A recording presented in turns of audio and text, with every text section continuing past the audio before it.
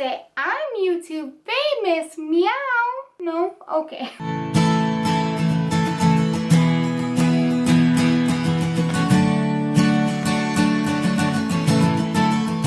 Hello bookworms, I'm Becca and today I'm coming at you with my BooktubeAthon Wrap Up. Oh my gosh, you guys, I am exhausted. I actually feel like I ran a marathon or something. Like I was physically exhausted. My last challenge, other than read 7 books, was to finish a book completely outside, and that was definitely the challenge I struggled with the most because even though I have a lovely deck that I love reading on, there are a lot of bees and hornets out there lately, so I haven't really been wanting to spend a lot of time out there. So me and Josh went to the beach and I finished up my last book there, and therefore I finished 7 books in a week, and I am so amazed.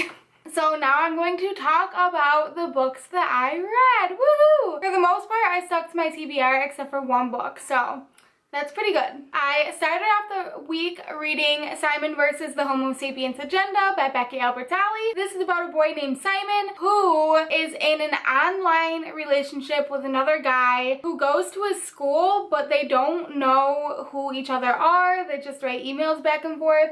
And then this other boy at school finds Simon's emails and basically threatens to blackmail him. So it's kind of about that. And I loved this book so much. This is probably my favorite book out of the week that I read, but there was a lot of high school drama, so that was kind of a bummer because I'm kind of over that in books. Like it was just petty drama basically, so that was really frustrating. But other than that, I thought the story was so fun and it was a breeze to get through, and now I just want to eat Oreos for days. So there's that. Then I picked up Matilda by Roald Dahl, and this was really good, but it was kind of difficult for me to get through. It gave me a headache, and I found myself slipping into a bit of a slump while I was reading this one because I had never read this growing up. I'd only seen the movie, and the movie actually stays fairly true to the book with a few minor changes. I do love the movie so much, and I was really glad to finally be able to read the book, and I liked it, but I didn't love it. I think that if I would have read it when I was younger, I would have enjoyed it a lot more, and if I would have read it before I saw the movie, I think I might have enjoyed it a little more. I don't know. I still love the movie so much, and I'm glad that I finally read the book so that I can have that experience. Then I read You're Welcome Universe by Whitney Gardner. This book was really good too. Like, it's probably my second favorite book that I read because the main character in this book is so fierce and amazing, and I really loved her a lot. Her name is Julia. I knew that. She has 2 moms. That was a really different family dynamic than I'm used to reading. And she is Indian and one of her moms is Indian, so that was really cool too. It was just different culturally, and it was super interesting because she also is a street artist. She's really into graffiti. So I read this for the challenge, read a book with a character different than you are, and I thought that it would be like really interesting because it's still got the deaf representation that you know that I've been searching for so long.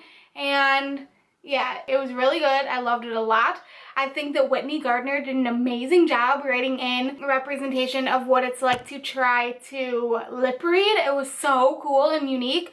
So if you have a chance to pick up this book, definitely do it. And my other cat is climbing all over me. So if you hear jingling and meowing, that's Luna. Then I read Schizo by Nick Sheff.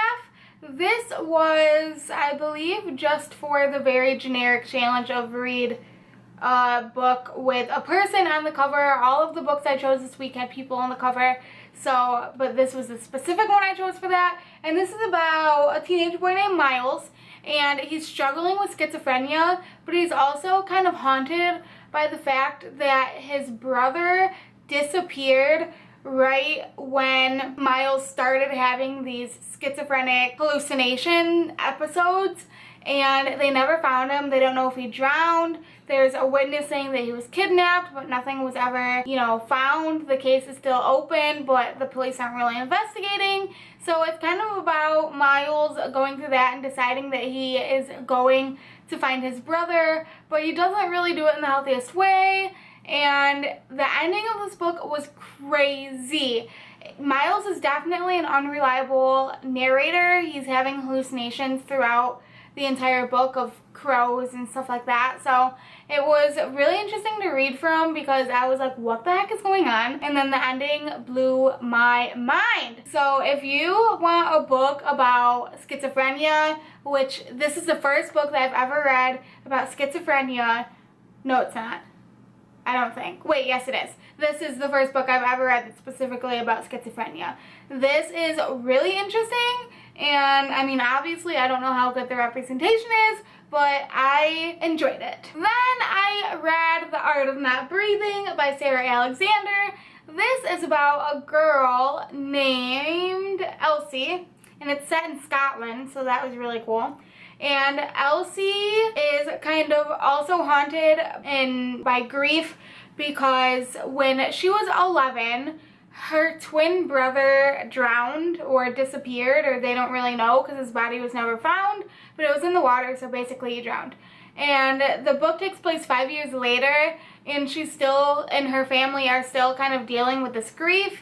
And then some secrets start getting like unearthed, and I don't want to talk too much more about it, but it was definitely an addicting read because there's this element of mystery where like you don't know what happened, but I have mixed thoughts on it because like in the end it was confusing and really confusing, and there was like a point where the dad and Elsie are both like, what is going on? And me as the reader was like, I don't know. I have no clue what is going on. So I don't know if I would really recommend this book. It was an addicting read, but I have some mixed feelings on it, so I might be doing a review on it or something because I don't even know what the heck. I don't even know. And then I read probably the most bizarre book that I've ever read in a while. If you follow me on Goodreads, you probably saw my updates, and if you don't follow me on Goodreads, then you should. And and Luna agrees. Instead of reading The Selection by Kiera Cass for my book that I was gonna finish in 24 hours, I was getting towards the end of the week and I wasn't quite sure that I'd be able to do 1.5 books because I still have this book that I had to finish outside. So I took to my shelf and I found a really short one that I thought I would love, but I don't really know. Like, I really don't know. But anyway, I read Coraline by Neil Gaiman, and this was probably the most bizarre book that I have read in a long time. In a really, really long time. It wasn't bizarre like I didn't know what was happening. It was more bizarre like, this is really dark and weird, and I can't believe this is a kid's book, and I've never seen the movie, and now I'm like scared to see the movie because this book was terrifying. And there are some illustrations in this book, and they were terrifying, but they're weird in a way that I'm like, I cannot wait to read this to my kids when I have kids, because I thought that it was dark and twisted and awesome, and yeah. And the last book that I read for, reading a book outside. I didn't change that challenge, it just took me a long time to complete it. It was Queens of Geek by Jen Wild. This was a huge ball of cuteness. That's basically what I said on Goodreads. I enjoyed it a lot, but it's definitely not like my favorite book that I read, and the adorableness like hits hard in the last 100 pages.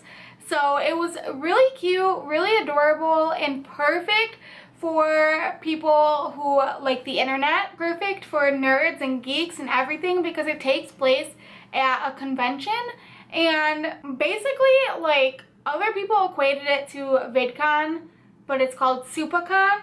But I feel like it was more like a pop culture convention, not just like a YouTube convention. There just happened to be YouTubers there, but I don't know because I've never been to conventions like that. But there were some really amazing love stories in this, and it was just like full of nerdiness and amazing pop culture references that I really enjoyed. And there is some amazing Asperger representation in this one. Of course, I say amazing because I thought it was unique, but I can't speak for how accurate the representation is. I have never read a book with a character on the autism spectrum, so that was really cool for me. I didn't even know that there was going to be Asperger rep in this, and the character didn't reveal that she had Asperger's until like halfway through the book. I just thought that she had like social anxiety or something like that. It doesn't matter. I mean, it wasn't used as a twist or anything. It was just a part of the character. So that was something that I really enjoyed too. And yeah, it was good. It was really good. I liked it. So those are all the books that I read for the BooktubeAthon.